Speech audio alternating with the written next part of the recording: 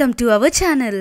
Karthika Puranam day 11 Susheela మందర వృత్తాంతము పురాణ శ్రవణ ఫలము.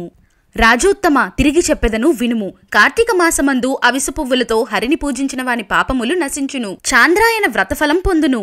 కార్తీక మాసమందు గరికతోనూ కుశలతోనూ హరిని పూజించువారు పాప విముక్తుడై వైకుంఠమును చేరును. కార్తీక మాసమంతా చిత్ర రంగులతో కూడిన వస్త్రములను హరికి సమర్పించిన వారు మోక్షము పొందును. కార్తీక మాసమందు స్నానమాచరించి హరి సన్నిధిలో దీపమాలల నుంచువాడును, పురాణమును చెప్పువాడును, పురాణమును వినువాడును పాపములన్నీయును నశింపచేసుకొని పరమపదమును పొందుదురు. ఈ విషయమై ఒక పూర్వకథ కలదు. అది విన్న మాత్రముననే పాపములు పోవును, ఆయురారోగ్యములను ఇచ్చును, బహు ఆశ్చర్యకరముగా ఉండును. దానిని చెప్పెదా వినుము. కళింగ దేశమందు మందరుడనొక బ్రాహ్మణుడు గలడు. అతను స్నాన సంధ్యావందనాదులను విడిచిపెట్టిన వాడే, ఇతరులకు కూలీ చేయించుడుండెడివాడు. అతనికి మంచి గుణములు కలిగి సుశీలయ్యను పేరుగల ఒక భార్య ఉండెను. ఆమె పతివ్రతయు సమస్త సాముద్రిక లక్షణములతో గూడినదై ఆడవారిలో శ్రేష్ఠురాలై ఉండెను. ఓ రాజా, ఆ సుశీల భర్త దుర్గుణపూర్ణుడైనను అతని యందు ద్వేషము నుంచక సేవించుచుండెను. తరువాత వాడు వేరైన జీవనోపాయము తెలియక కూలి జీవనము కష్టమని తలచి కత్తిని ధరించి అడవిలో మార్గము కనిపెట్టుకొనియుండి దానిడుచు వారిని కొట్టి వారి ధనములను అపహరించుచు కొంతకాలమును గడిపెను. అట్లు చౌర్యము వలన సంపాదించిన వస్తువులను ఇతర దేశములకు పోయి అమ్ముకొని ఆ ధనముతో కుటుంబమును పోషించుచుండెను.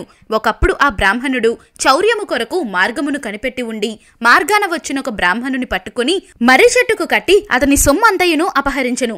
ఇంతలోనే క్రూరుడైన కిరాతకుడు ఒకడు వచ్చి ఆ ఇద్దరు బ్రాహ్మణులను చంపి ఆ ధనమంతయు తాను హరించెను.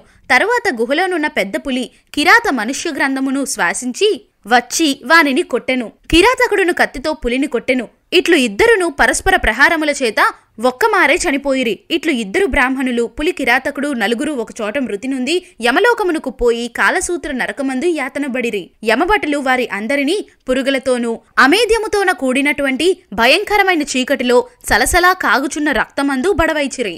జనక మహారాజా ఆ బ్రాహ్మణుని భార్య సమస్త ధర్మములను చేయుచు ఆచారవంతురాలై హరిభక్తియుతై సజ్జన సహవాసమును చేయుచు నిరంతరము భర్తను ధ్యానించుచుండెను. ఓ రాజా, ఇట్లుండగా దైవవశము చేత ఒక యతీశ్వరుడు హరినామ స్మరణ చేయుచు నాట్యము చేయుచు పులకాకింత శరీరుడై హరినామమృతమును పానము చేయుచు సమస్త వస్తువులందు హరిని దర్శించుచు ఆనంద బాష్పయుతుడై ఆమె ఇంటికి వచ్చెను. ఆమె ఆయతిని చూచి భిక్షమిడి, అయ్యా యతిపుంగవ, మీరు మా ఇంటికి వచ్చిన చేత నేను తరించితిని. మీ వంటి వారి దర్శనము దుర్లభము. మా ఇంటి వద్ద నా భర్త లేడు, నేనొక్కదాననే పతిధ్యానమును చేయుచున్నదానను. ఆమె ఇట్లు చెప్పగా విని యతీశ్వరుడు ప్రియభాషినియు శ్యామయునైన ఆమెతో ఇట్లనెను, అమ్మాయి, ఈరోజు కార్తీక పూర్ణిమ మహాపర్వము. ఈ దిన సాయంకాలము హరి సన్నిధిలో మీ ఇంటి పురాణ పఠనము జరపవలను. ఆ పురాణమునకు దీపము కావలను. నూనె తెచ్చెదను గనుక నీవు ఒత్తిని చేసి ఇమ్ము. స్వామయము అనగా యవనవతి అని అర్థము. యతీశ్వరుడు ఇట్లు చెప్పగా ఆ చిన్నది విని సంతోషముతో గోమయము తెచ్చి ఆ ఇల్లు చక్కగా అలికినది. 5 రంగులతో ముగ్గులను పెట్టి పిమ్మట దూదిని పరిశుద్ధము చేసినదై ఆ దూదిచే 2 వత్తులను చేసి నూనెతో యతీశ్వరుని వద్ద వెలిగించి స్వామికి సమర్పించెను. ఆ చిన్నది దీపపాత్రను ఒత్తిని తాను ఇచ్చినందుకు యతీశ్వరుడు చాలా సంతోషించి దీపమును వెలిగించెను. యతియు ఆ దీపము ముందు హరిని పూజించి మనశ్శుద్ధి కొరకై పురాణ పఠనం ఆరంభించెను. ఆమెయు ప్రతి ఇంటికి పోయి పురాణ శ్రవణమునకు రండి అని చాలా మందిని పిలుచుకొని వచ్చి వారితో సహా ఏకాగ్ర మనసుతో పురాణమును వినెను. తరువాత యతీశ్వరుడు యథేచ్ఛగా పోయెను.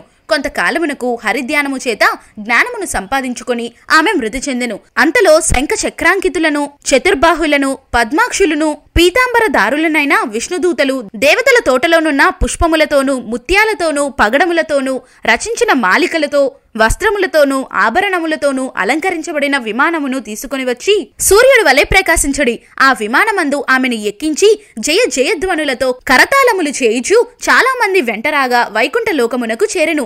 ఆమె వైకుంఠమునకు పోవచ్చు మధ్య మార్గమందు నరకమును చూచి అచ్చట తన పతి నరకమునందు ఉండుటకు ఆశ్చర్యమునొంది విష్ణుదూతలతో ఇట్లు పలికెను, ఓ విష్ణుదూతలారా, నిమిషమాత్రము ఉండండి. ఈ నరకకూపమందు నా భర్త ముగ్గురితో పడి ఉండుటకు కారణం ఏమి? ఈ విషయమును నాకు చెప్పుము. వీడు నీ భర్త. వీడు కూలీ చేసియు దొంగతనమును చేసియు పరధనాపహారము చేసినాడు. వేదోత్తమైన ఆచారమును వదిలి దుర్మార్గమందు చేరినాడు. అందువల్ల వీడు నరకమందు ఉన్నాడు. ఈ 2వ బ్రాహ్మణుడు మిత్రద్రోహి, మహాపాతకుడు. ఇతడు బాల్యము నుండి మిత్రుడయ్యున్న వాని నొక్కనిని చంపి వాని ధనమును అపహరించి ఇతర దేశమునకు పోవుచున్నంతలో నీ భర్త చేత హతుడాయను. అట్టి పాపాత్ముడు గనక ఇతడు నరకమందు పడియున్నాడు. ఈ 3వ వాడు కిరాతుడు. వీడు నీ భర్తను ఈ బ్రాహ్మణుని ఇద్దరినీ చంపినాడు. అందుచేత వీడు నరకమందు ఉండెను. ఈ 4వ వాడు పులి. కిరాతులు పరస్పరం ఘాతముల చేత మృతి నొందిరి. ఈ పులి పూర్వమందు ద్రావిడ బ్రాహ్మణుడు. ఇతడు ద్వాదశి నాడు భక్ష్యాభక్ష విచారణ చేయక నూనెతో చేసిన వంటకములను భుజించినాడు. అందుచేత వీడు నరకమందున్నాడు. ఇట్లు నలుగురు నరకమందు యాతనల నొందుచున్నారు. ద్వాదశి నాడు నేయి వాడవలెను, నూనె వాడకూడదు. విష్ణుదూతలిట్లు చెప్పగా విని ఆమె అయ్యలారా, ఏ పుణ్యము చేత వీరు నరకము నుండి ముక్తుగలుగుదురని అడిగెను. ఆ మాట విని దూతలిట్లనిరి, అమ్మా, కార్తీక మాసం నందు నీ చేత చేయబడిన పుణ్యమందు పురాణ శ్రమ ఫలనమును నీ భర్తకిమ్ము, దానితో వాడు ముక్తుడగును. ఇట్లు ఆయా పుణ్యదానముల చేత వారు ముక్తులగుదురు. విష్ణుదూతల మాటలు విని ఆశ్చర్యమునుంది బ్రాహ్మణ స్త్రీ ఆయా పుణ్యములను వారికి ఇచ్చెను. దానిచేత వారు నరకము నుండి విడుదల అయ్యి దివ్య విమానములనెక్కి ఆ స్త్రీని కొనియాడుచు మహాజ్ఞానులు పొందడి ముక్తి పదమును గూర్చి వెళ్ళిరి. కాబట్టి కార్తీక మాసమందు పురాణ శ్రమమును చేయువాడు హరిలోకమందుండును. ఈ చరిత్రను వినువారు మనోవాక్కాయముల చేత సంపాదించబడిన పాపమును నశింపజేసుకొని మోక్షమును పొందుదురు. 11వ రోజు పారాయణం సమాప్తం.